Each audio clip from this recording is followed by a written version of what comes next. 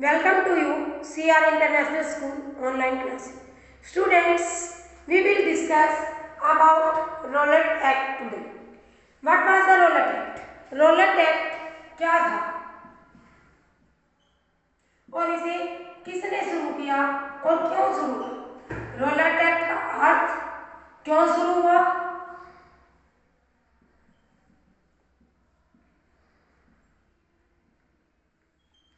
किसने किया?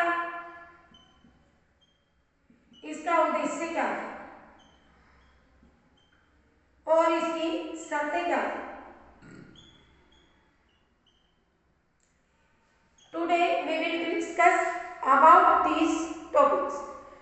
Rowlatt act, जिसे गांधी जी ने काला कानून भी कहा।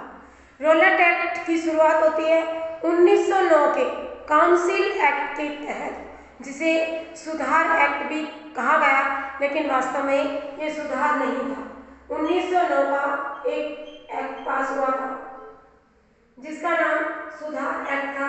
क्या वो चाहते थे कि जो भी अंग्रेजों से कुछ गलतियां हुई या कुछ ऐसी नीतियां बन गई भारतीयों के खिलाफ, वो उसमें कुछ सुधार करना चाहते थे। लेकिन उस सुधार की एवज में उन्होंने हिंदू मुस्लिम एकता को भंग किया, आपस में फूट डाली और भारतीयों पर अनेक तरह की नीतियां थोपी, उन पर शोषण किया, किसानों से विभिन्न प्रकार के कर लिए, विभिन्न तरह के भूमि कर इकट्ठा करने के लिए उन्होंने नीतियां बनाई। उसी का विरोध करने के लिए धीरे धीरे जब यूथ लोग समझदार हुए और उनको लगा कि ये एक बहाना है अंग्रेजों का भारत में आकर व्यापार करना, सही मायने में वो भारत को लूटना चाहते हैं, इसलिए उन्होंने धीरे धीरे अंग्रेजों का विरोध करना शुरू किया। और जहाँ भी इसका रॉलेट एक्ट था, क्या जहाँ भी 4-5 व्यक्ति खड़े दिखाई देते उनको दबाने की कोशिश की गई।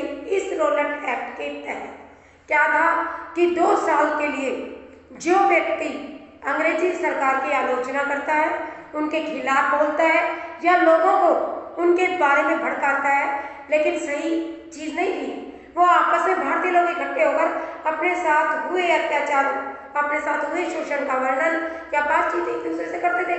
लेकिन अंग्रेजों को ये लगता था कि ये हमारे खिलाफ साजिश रच है, तो उन्होंने उस नीतियों को दबाने के लिए, उन आलोचनाओं पर नहीं पर्दा डालने के लिए उन्होंने रॉलेट एक्ट शुरू किया। 1919 में शुरू किया गया। इसकी शर्तें क्या थी कि कहीं भी किसी भी व्यक्ति को बिना कारण बताए, मतलब बिना कारण बताए किसी को भी गिरफ्तार किया जा सकता है, और वो भी 2 साल के लिए। पहले इसकी सजा कुछ ज्यादा लंबे समय तक के लिए होती थी, लेकिन बाद में इसको कम करके 2 साल कर दी गई कि किसी भी व्यक्ति को 2 साल तक के लिए कारावास दी जा सकती है। लेकिन वो व्यक्ति अपने लिए ना तो कोई जिरह कर सकता है, ना कोई अपील कर सकता है। यानी आप किसी का आप कैदी बना रहे हो, बंदी बना रहे हो, तो वो कहीं तो अपील करेगा, लेकिन रॉलेट एक्ट के तहत कहीं भी वो ना तो अपील कर सकता था, ना ही कोई वकील रख सकता था, और ना ही कोई उसकी दलील सुनी जाती। यानी ये ऐसा कानून बना था जहां व्यक्ति सरासर सही होते हुए भी उसको कारावास की सजा दे दी जाती, ताकि उसको देखकर दूसरे लोग भी डर जाए और वो इस तरह की गतिविधियों में ना पड़े। अंग्रेजों का सीधा सीधा मकसद ये था कि लोगों को डराना, बिना मुकदमा चलाए किसी को भी, ये अंग्रेजी सरकार ने के पास अधिकार आ गया था कि वो जेल में डाल दे।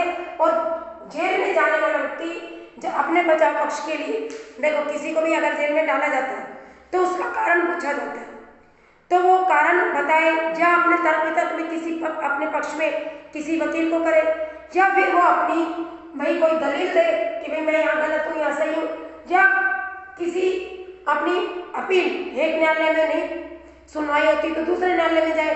लेकिन चूंकि देश में उस समय औपनिवेशिक शासन था, सरकार का ही चलाया हुआ कानून था, इसलिए उन्होंने ये पहले शर्तें रख दी कि ना तो कोई अपील होगी, किसके लिए, जिसके ऊपर मुकदमा चला, और ऊपर से उसको नाम क्या दिया गया, राजनीतिक कैदी।